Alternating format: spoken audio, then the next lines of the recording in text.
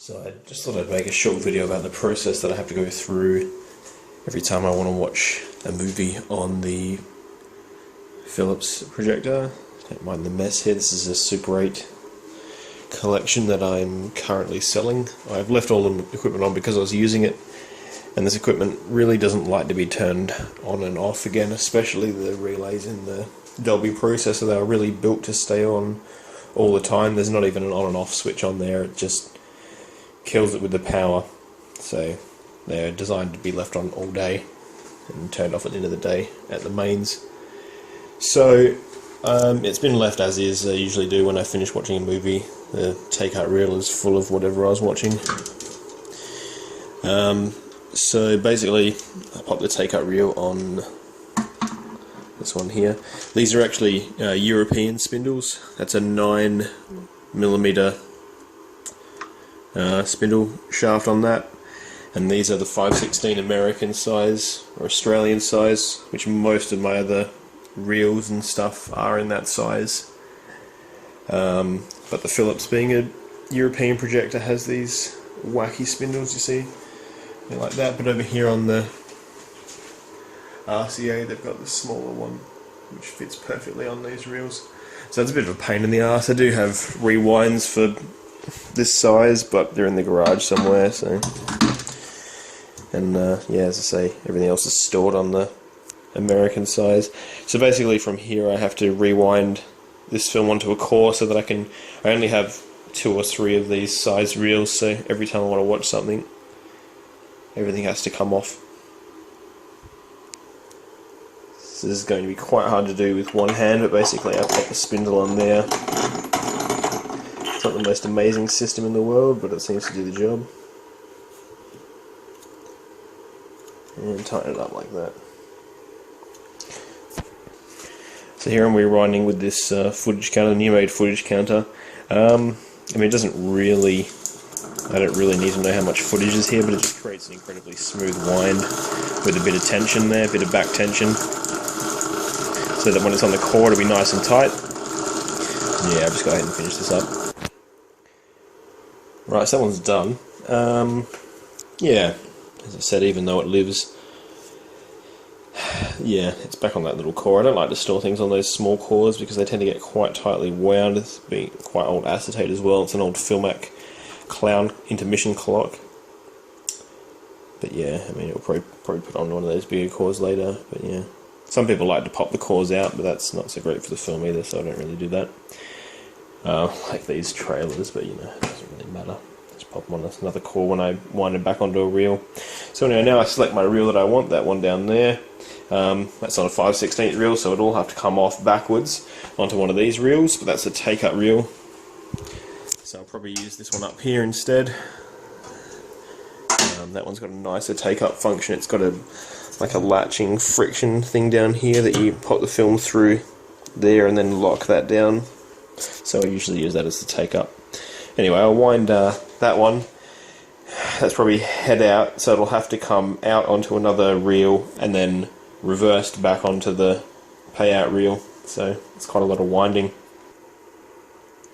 So unfortunately this is head out, so it'll have to all come off onto another reel, probably one of these splitties down here. That one there. I will count how much footage is in this actually, because I haven't done it yet. So I set that back to 0, and then as it pulls through you'll get a foot measurement on that. So I'll measure that and I'll be able to mark it down. Right, so it's on that reel now, pretty much down 1,000 feet, which is spot on for 10 minutes really, about 10 to 11 minutes including leaders. So now I'll pop that over to this side and wind it back onto one of the Philips reels.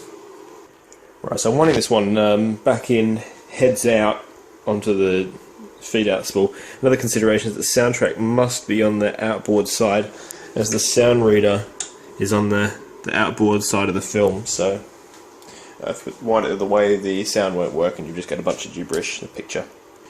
So just a quick shot of the projector open. These are with the 6,000 foot reel cans. They're very heavy doors. It's not really designed to be left wide open like this. Both of them sitting on a dolly, as you can see. I think it's designed to be bolted into the ground. So I'll just load those up and then close them slightly, because as I say, that just tries to tip when I have them open all the way. It's just a quick overview of the Philips rather interesting threading pattern. It's down off the feed out reel here, down over these rollers, up over this one. There's a rail in here that doesn't touch the film, but there's the upper loop up here. Down through the gate, I don't know if you can see anything there. No, it's just black film in there at the moment.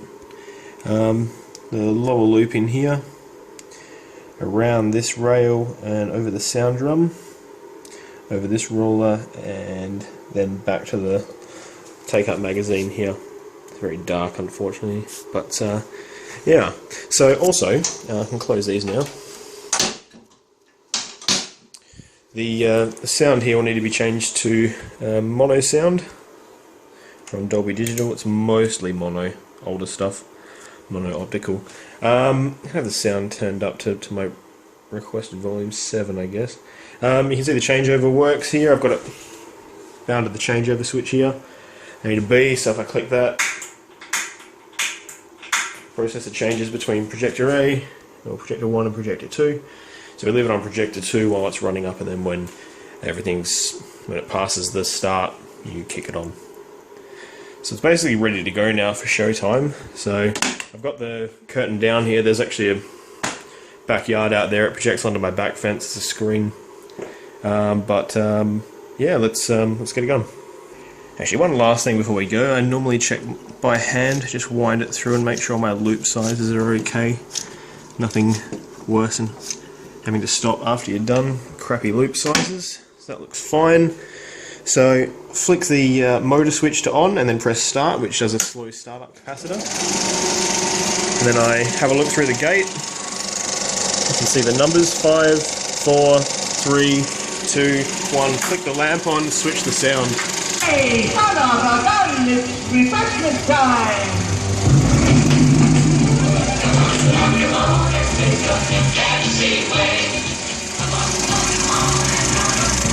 Probably a bit too bright there, but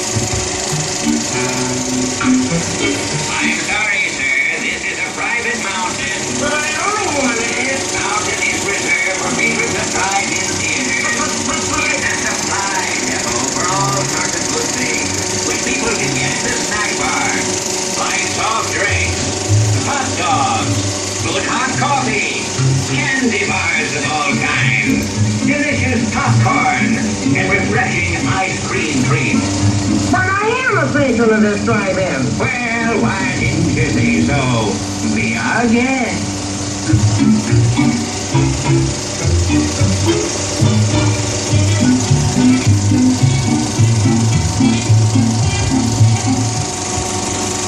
Forget some small item? Why not stop by 321 Grocery and package on Highway 321 South your favorite beverage.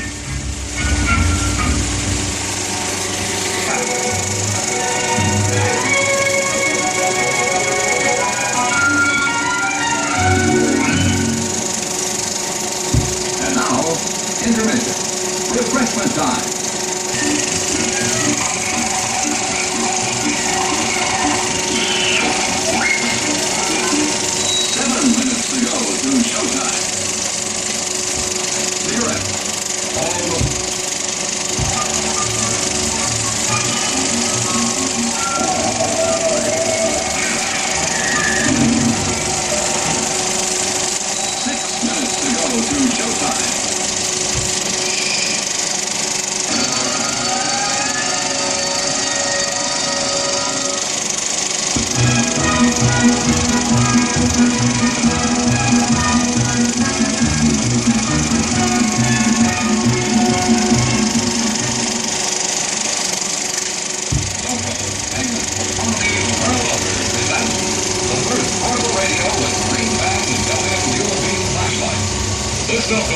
entire greenback.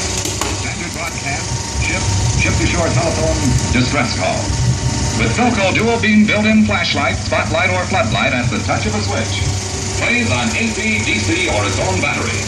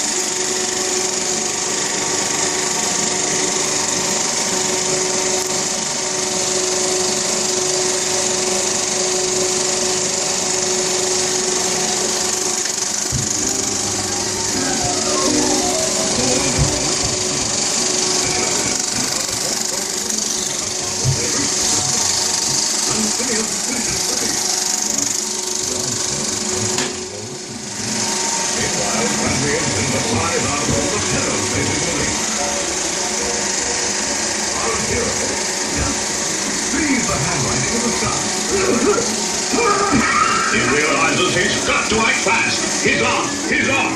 He's off. He's really on. Look, Mom. No warning. Phineas now tells Nelson to blow, and when he says blow, he means it.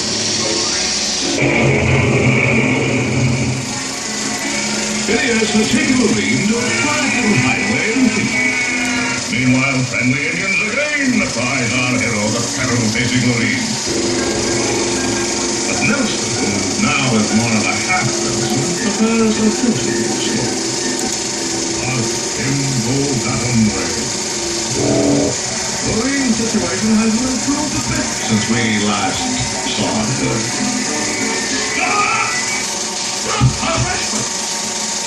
Yes, folks, this is the time for prices. Crisp, popcorn, lunches, and how?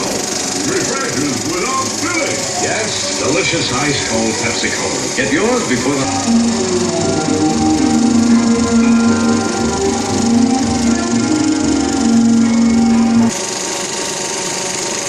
Sound off.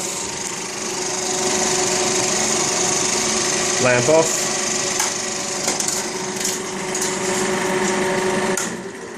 Motor off, and it's done. Open these ones up, usually open the gate as well, and just wait for the sound head to roll down. There's quite a good bearing in this one, so it takes some time to come to a complete stop. But that is how it's done, and if I want to watch another reel, then that one has to come out and get wound out onto a core or another reel, and that's why I should probably pick up some more reels. Anyway, that's how it's done.